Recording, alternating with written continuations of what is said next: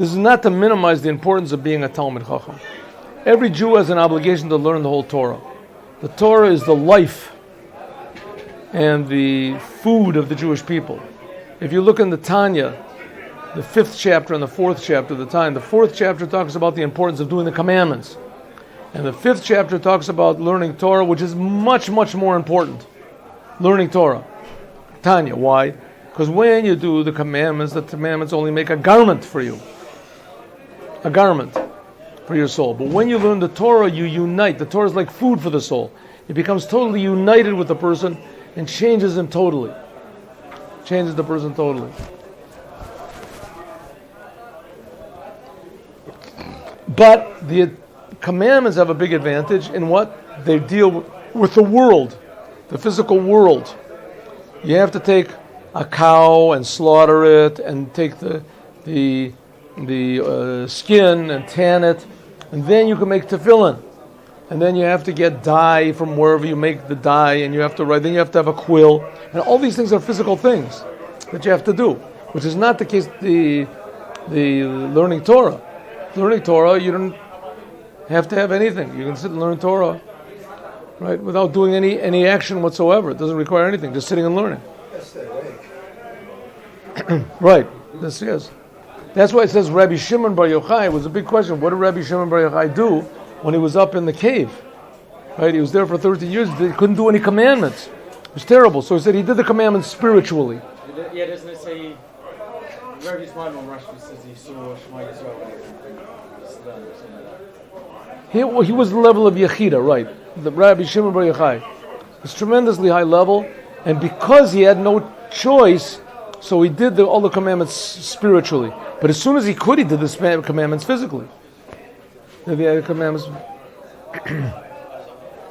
Okay, so that's it. Korach, the main reason, even more, it says, the Rambam says, Mashiach is going to build the Holy Temple, and then he's going to bring all the Jews to Israel.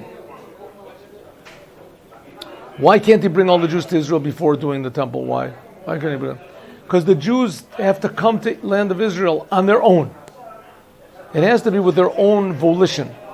It can't be that he forces them all to come, or that they come here because it's dangerous everywhere else, and so they rush here. Right? If that's the only reason, then as soon as the danger stops, then they'll go back to America, go back to England, go back to... We see a lot of Israelis here. Right? There's all this danger in in England, and there's the Arabs are raising up, but it's nowhere near as dangerous as Israel. Here they shoot rockets at you from heaven. They don't do that anywhere else, right? No, they don't shoot rockets at you. Just that here God protects you. So if Jews start to run here because they're afraid of the place where they are, so as soon as they're not afraid, they'll leave. We see, how many Israelis. I have no idea how many Israelis left, but the number must be close to 1 million.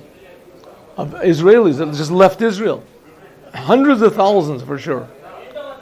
So it has to be that the Jews will come on their own free will to Israel. Why? What are they going to come for their own free will? Why? What is there here that there's no other place? What's there here? Right? Huh? So the answer is, here is the commandments. Here is the commandments. And that's why the Mashiach will build the temple, because without the temple you can't do all the commandments. You can't go up. There's a commandment. You have to go up to the temple 3 times a day. No, three times a year. If there's no temple, can't go up. You have to bring sacrifices. You want to bring without that, you can't go up. There's no Yovel. It says until all the Jews are here, and there's the temple. The temple will draw all the Jews, because the Jews will want to be close to God by doing the commandments. That's the whole idea. That's the importance of Chassidut Chabad. Is teaching about what God is, and how important God is, and how close you become to God, and how you give God pleasure by doing the commandments, and by learning Torah.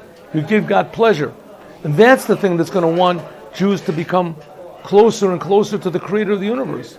And the Holy Temple is so that's the idea. Commandments. Moshe Rabbeinu said, "Commandments, commandments, commandments." Korach stood up and said, "Commandments are the main thing. If so, you have no right to lead the Jewish people anymore." If it's a matter of Torah, then you're the leader. But if commandments are the main thing, you've lost your what is it? You're lost your, what's the word they say in English? I can't remember the word. Anyway, you lost your authority.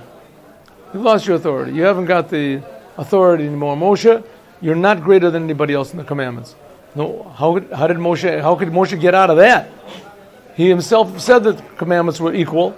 How could Moses get out of that? Right? How did he knock down Korach? So it says, well, Korach, they fell down at the hole. Why did they fall down a hole? He was right. Korach was right. Wasn't he right? The commandments are really equal. Everyone's equal.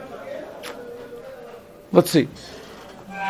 Bekach titaretz kusha, and this will be answered a question. Nosef is an additional question. Ketzad, how? Yochalah was able.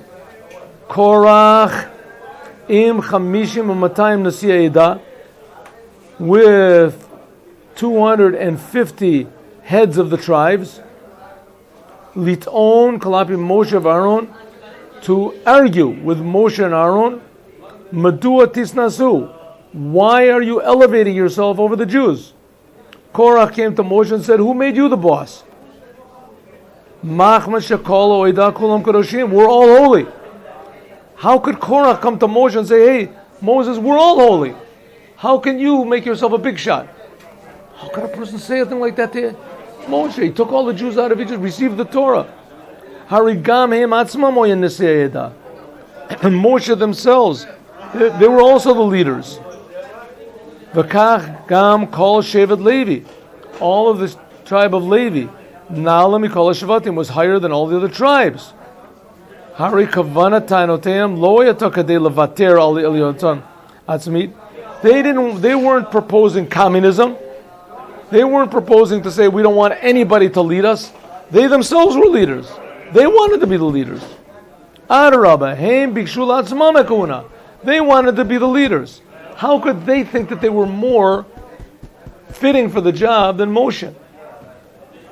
Kafisha muvan mimana Moshe, like Moshe said, ubikashtem gam kuna, and you also want to be kohanim. Ketzad efo botaina kazah sholelet et malatamim. How could such a claim go against? How could they go against Moshe and say that Moshe wasn't greater than them, that we should be the leaders and not you? How could they do it? He says, now we can understand how. Hechrach efo lomar. We have to say, see, we're on the beginning of the next paragraph. It is necessary to say, shebmedua tisnasu, that when they said, Moshe, why are you elevating yourself over the Jews? Lo hitkavnu, they did not intend levatel hitnasut b'chlal, that there shouldn't be any leaders. Ki im levatel rak sug hitnasut. They didn't want that there should be a type of leadership like Moshe Rabbeinu. Moshe Rabbeinu was a king that they couldn't take. Moshe Rabbeinu, you want to lead us? Lead us. But you can't be a king. What's the difference between a king and everyone else? What's the difference between a king and everyone else? What do you say, Zachariah? A king is the government. He's in charge. He's the leader. Everyone else are just citizens. They have to pay their taxes. All right, but what's the difference between... Very good, but what's the difference between a king and a president? A president, he's only in charge for a limit. Okay, that's true. Unlimited Okay, yes, okay, good. You've got a good point. King is unlimited. You've got the point. What do you say? What's the difference between a king and a president? Moshe was a king. Korach said, we don't want any more kings. We want to be a president. I'll be a president. The king depends on family lineage.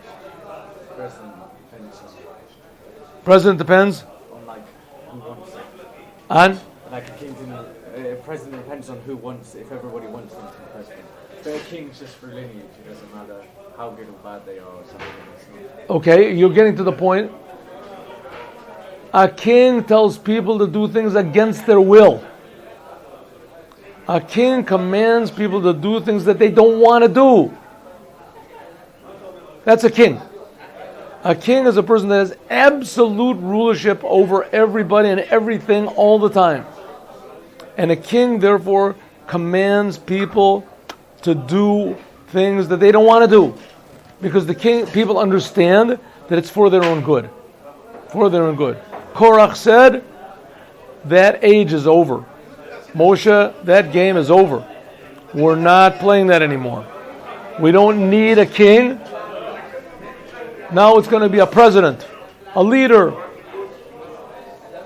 what do you want to call it? A prince. You can close the door. Sorry. That's good enough. Moses, up to now, you have been a king. You've told us to do things we didn't. Without you, we wouldn't have gone out of Egypt. Without you, we wouldn't have received the Torah. Without you, we would have gone back. Okay, but we left Egypt, and we got the Torah. And that's it. We were all at Mount Sinai. We all heard God speak. No one is going to tell us anymore to do things we don't want to do. Haim ta'anu, they claimed. Hain emes, it's true. Sheyeshnan chiluki madregos, there's different levels between people. Shebali madregos nalim, there's people that are higher. Yochalim v'tzurichim machmas elyonatam, that these people who are higher, that they need because of their level. Liot nasiyim al bali madrega nechutimim, that they can be the leaders for people under them. You got to have a leader. If there aren't any leaders, then there's going to be, everybody's going to do what they want. There's going to be confusion. Anarchy. But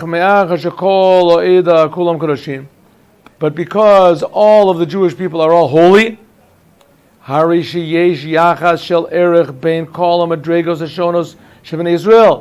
if so, now there's no such thing as a king anymore. We are all comparable one to the other. A king is a totally different level. To the king, everybody is like rocks. They have to do what the king wants. Said Korach, that's not anymore. Doesn't when we received the Torah Mount Sinai, we all became holy just like you, Moshe. Korach wanted to be Moshe. I think he wanted to be Aaron. He wanted to become Gadol. They fought against Moshe and they fought against Aaron, both of them. Lamatis Nazu. They said, why are you elevating yourself, Moshe also? Ki elyonut shebein echad l'sheni mitbatet rak b'hasagad ruchniut. That you can say that one person is better than another person, this is only in matters of spiritual things, knowledge, understanding, level. Shem tefillah, one person is higher and the other person is lower. But if we want to say like Moshe did, that as far as mitzvahs, everyone's equal, memela ein makom kalal Moshe Rabbeinu yamelech. There's no place that Moshe can be the king. Why? I'll just do this last little bit and we'll take a short break. Because a king is elevated incomparably to everybody else. And because Moshe, you just finished saying that all the Jews are holy and they all can do the commandments, there can't be any big differences like one person's going to be a king, one person will be a president, he'll be a little bit above everybody. He's got better qualities of leadership. Right? But not a king. A king is not for us. That one person is going to be totally higher than everybody else, said Korach, that's not going to be anymore. How did Moshe answer him? We'll find out tomorrow. Now we'll take a 5-minute break.